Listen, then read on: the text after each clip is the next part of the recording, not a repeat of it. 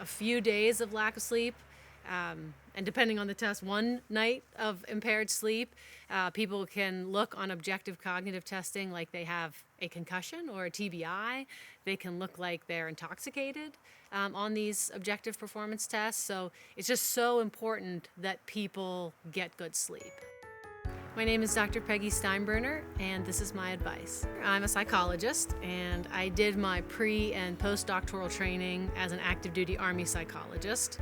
And the Army is very big on human performance, of course, and so we spend a lot of time talking about the factors that affect and also improve performance.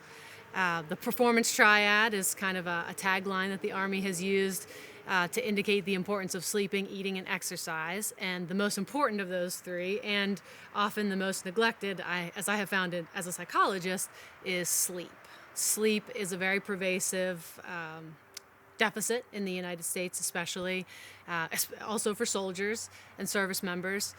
So the Army and some other services have spent a lot of time researching, the best ways to get sleep, the best ways to treat sleep problems, and that's where I kind of have my basis in one, knowing the importance of sleep and how it affects both mental, emotional, cognitive performance, but also physical human performance. Sleep is not only neglected or an issue or a deficiency for folks, but that people really don't know how to get good sleep.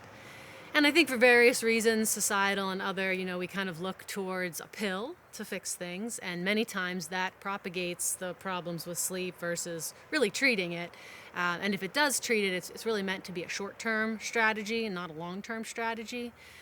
So I find that people, once they get to the end of their pill rope, so to speak, they're just stuck not sleeping well. And I hear from patients all the time, I've never been a good sleeper, or it's been many years that I've not slept well or slept sufficiently, and that's a real problem. We're kind of taught from a fairly young age early on that people need 8 hours sleep. That is truly an average. So the recommendation for adults is somewhere between 7 and 9 hours of sleep. But the most important factor is, do you feel tired or sleepy during the day? There's another mark that people sometimes use is how fast you fall asleep. So the average amount of time is 10 to 15 minutes. If you fall asleep very quickly, like less than 5 minutes, you're probably lacking sleep. You're probably a little bit sleep deprived if you're falling asleep that quickly. So some things that I talk about with people who have sleep difficulties, once we've identified it, is behaviors and habits that surround sleep, and also thoughts and expectations about sleep. That's kind of a crux of a lot of behavioral health treatment. The things that we can control and have the most direct influence over are our behaviors and our thoughts. So oftentimes addressing the behavior is kind of the lower hanging fruit, so to speak. People have more direct control over their behavior. So having a consistent sleep schedule, having a relaxing bedtime routine, controlling light. Light is an evolutionarily built in our bodies and our brains to be an indicator for sleep. So our bodies were trained, and we were biologically and reproductively more successful when we slept at night because there was more danger at night, historically, before lights and such. And then, of course, with modern day and lights, and then, fast forwarding even more recently with the barrage of screens that we have access to and that we expose ourselves to, especially late at night in many cases, really has an impact on, I think, the pervasive sleep problem. Getting an effective, relaxing bedtime routine, having a signal to your body that it's time to sleep, which includes minimizing screen time, dimming lights, having the blackout, either curtains or a pretty inexpensive eye covers that you can get at pretty much any store.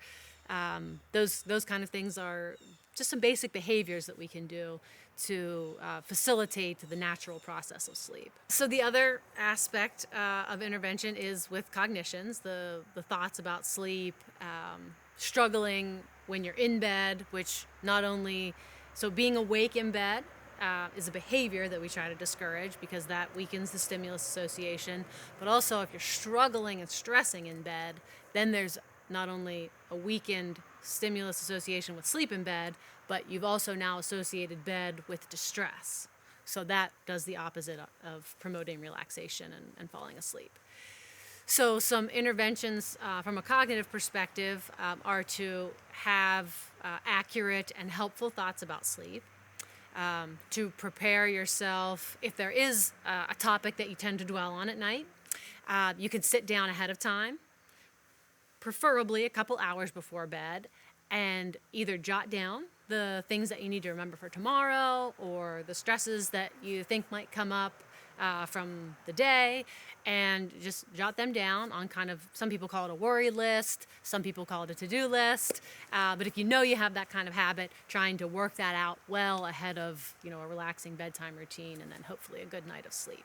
Both maybe a cognitive and behavioral intervention is if you find yourself awake in bed for more than 15 minutes, get out of bed.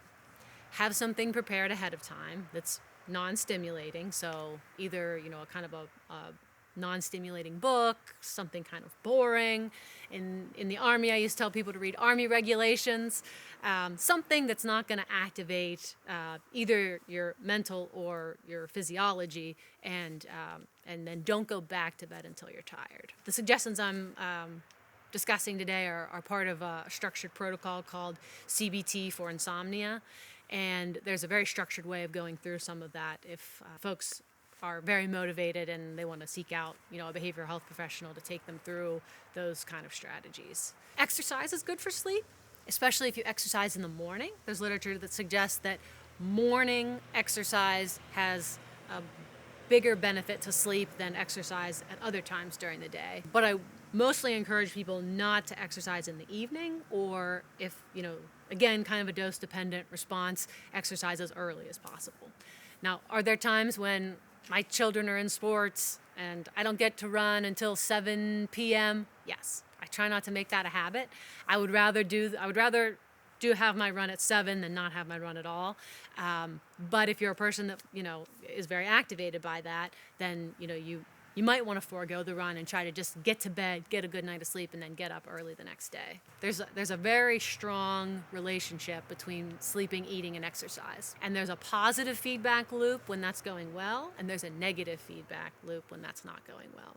So for example, sleep determines how much of the hormones that stimulate and suppress appetite are released. So when you're not sleeping well, your appetite isn't stimulated, it's actually overstimulated, so people tend to eat more, and the hormone that reduces appetite or tells your body that you're satiated and you can stop eating, that's produced less.